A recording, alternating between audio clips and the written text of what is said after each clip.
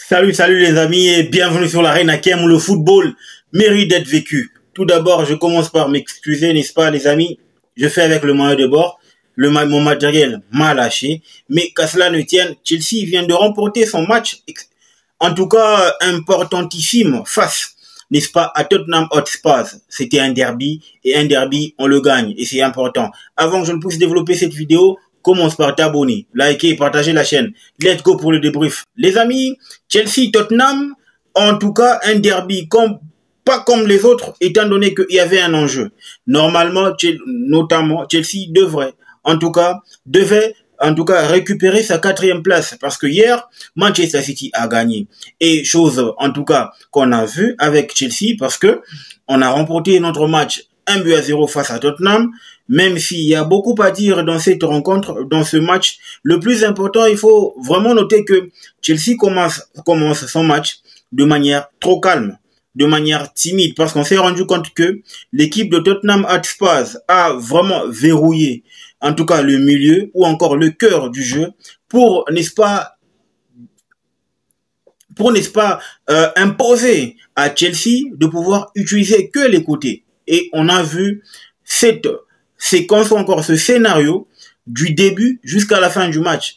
Le moment où Chelsea a décidé de laisser complètement le ballon à l'équipe de Tottenham Hotspur. Mais moi, dans ce match, je me rends compte que on commence un tout petit peu à souffler, on commence un tout petit peu à vivre, n'est-ce pas, une accalmie au sein de cette équipe de Chelsea, parce que je vous signale que les 2 derniers mois, en tout cas depuis le Boxing Day, Chelsea était en train de suffoquer et dans le résultat et dans le match. La bonne nouvelle de ce soir, c'est que Chelsea a remporté un match avec un clean sheet à la clé. Donc ça n'arrive pas tous les jours. Ça n'arrive pas tous les jours. Et là, je pense que ça va booster encore parce qu'on est dans la dernière ligne droite pour la qualification pour la prochaine Champions League qui va en tout cas intervenir la saison prochaine. Et c'est très important pour l'équipe de Chelsea de pouvoir, n'est-ce pas, sécuriser ou encore maximiser les points match après match. On est en train de jouer 5 finales, les amis. Et là, Chelsea est en train de bien faire son match. Le plus important, c'est que Chelsea est en train de négocier ses matchs. Et moi, je pense que on est en tout cas à l'abri de pouvoir sécuriser en tout cas cette 4e place. Seulement que en termes de performance collective, je vous ai dit que Tottenham a imposé à Chelsea de pouvoir utiliser que les côtés. Mais là où je me rends compte que il y a aussi des choses qu'on doit dire dans cette vidéo, notamment les qualités individuelles.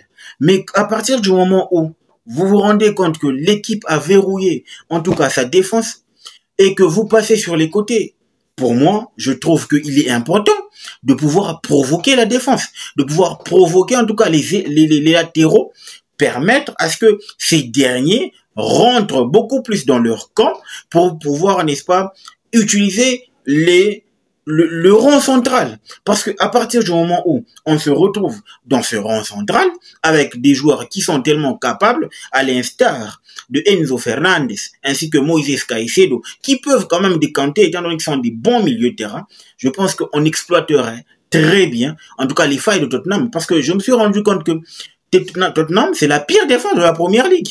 Ok, il a aligné sa charnière composée de Van den Ven, ainsi que Romero, mais malheureusement, ils n'ont jamais donné, en tout cas, la garantie qu'ils tenaient ce match. Moi, j'ai trouvé que c'était trop brouillon, le fait qu'on passe d'un côté à l'autre, du point A vers le point B, du point B vers le point A, et on a essayé de faire ça toute la partie du match. Et moi, je pense que en termes de qualité individuelle aujourd'hui, Jadon Sancho, à l'entraînement, Maresca a dit, il a en tout cas martelé sur ce point que Jadon Sancho doit apprendre à tirer. Et moi, je pense que je suis avec vous ici, les amis.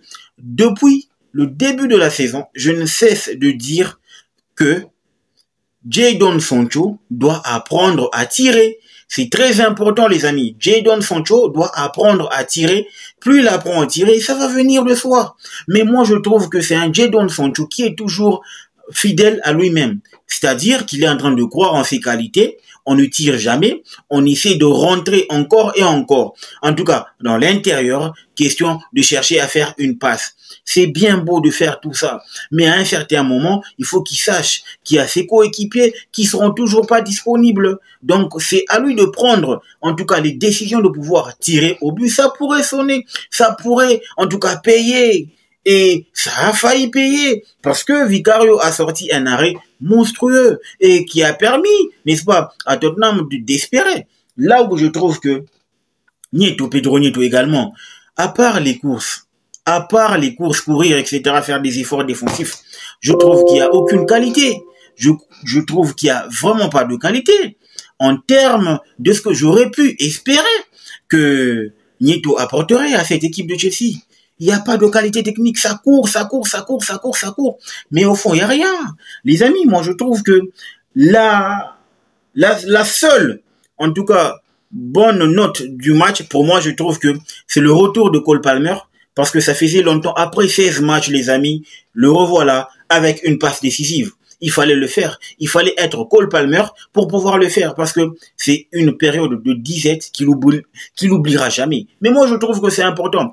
Par moment, ces genres de moments doivent, en tout cas, lui arriver pour qu'il se mette en tête que il n'est pas encore arrivé au sommet. Il doit travailler encore et encore pour pouvoir espérer retrouver en tout cas, son auréole. Les amis, la stratégie mise en place par Maresca, c'est que aujourd'hui, il était question de remporter les 3 points. Mais aujourd'hui, je suis très content parce que au moins, tactiquement, les joueurs, en tout cas, ont respecté leur rôle. Au moins, tactiquement, avec la stratégie qui a été mise en place, c'est que l'objectif était d'abord de prendre les 3 points, laisser la balle à Tottenham en fin de partie et jouer en tout cas à une attaque-défense. Et c'était très important.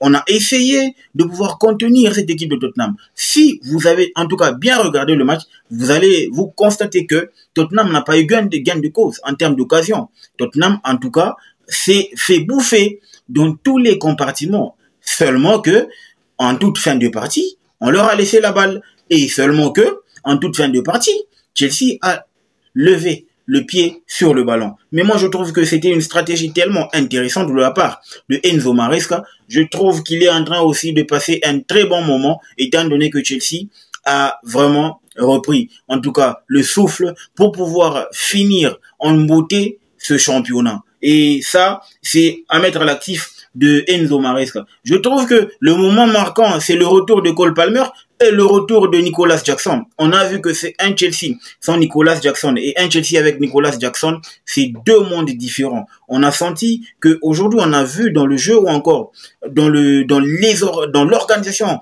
du jeu que Cole Palmer était beaucoup plus entreprenant. Je pense qu'il est en train de vivre à partir du moment où il sait que Nicolas Jackson rôde autour de lui. Parce que Nicolas Jackson, c'est un attaquant tellement mobile qu'il bouge trop. Et ça permet à Cole Palmer de pouvoir, n'est-ce pas, créer du danger dans le chef de l'équipe adverse. Et moi, je loue en tout cas l'engagement, même si c'est fait bouffer par Van den Ven, à un certain moment, c'est normal. Le gars a fait 2 mois sans pour autant jouer. Donc, il n'était pas en rythme. Moi, je trouve que le retour de Cole Palmer, Madueke, ainsi que Nicolas Jackson, c'est trop important. Le point positif, c'est qu'on a remporté le match et c'est très, très bénéfique parce que 52 points, les amis, il faut le faire, étant donné que avec la performance aujourd'hui qui a été en tout cas impeccable, on a été sobre aujourd'hui, pas pour pas dire impeccable, on a été sobre les amis, et moi je trouve que j'aime ce que j'ai vu,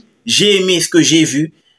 On continue comme ça, on pourra bien finir l'année, on pourra bien finir la saison, je voulais dire, et pourquoi pas aller chercher un trophée en finale de la Conference League, même si on n'est pas là pour pouvoir, n'est-ce pas, juger les adversaires ou encore minimiser les adversaires, mais je trouve que c'est à la portée de Chelsea. Aller remporter le trophée, c'est très important. Le point à améliorer, c'est que à partir du moment où on se rend compte que l'équipe adverse verrouille, n'est-ce pas, au milieu, il faudra trouver, en tout cas, des joueurs créatifs à l'idée de pouvoir perforer, en tout cas, ce dispositif qui sera mis en place ou qui est mis en place par l'équipe adverse. C'est très important. On ne va toujours pas trouver, en tout cas, des solutions. On ne va pas toujours trouver des solutions, en tout cas, sur les côtés. Ce sera aussi bénéfique pour nous de pouvoir chercher à rentrer dans le cœur, question de déverrouiller la défense. C'est très important de varier, en tout cas, nos stratégies. C'était là le débrief, les amis, sur un Chelsea-Tottenham. Dites-moi ce que vous en pensez en commentaire. N'oubliez pas de vous abonner, de liker et de partager la chaîne. Le football mérite d'être vécu. Ciao!